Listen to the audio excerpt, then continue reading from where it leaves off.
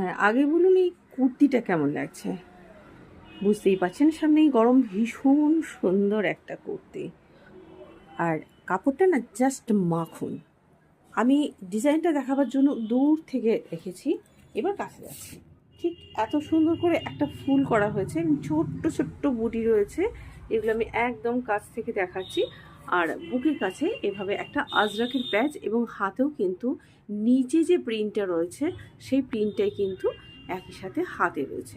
এটা three quarter sleeves ঠিক বলবো না, একটু বলবো যে হাফ স্লিভস যেটা হয়, হাফ স্লিভসের থেকে সামান্য একটু বড়, অর্থাৎ কোনোই ছুঁয়ে যাবে।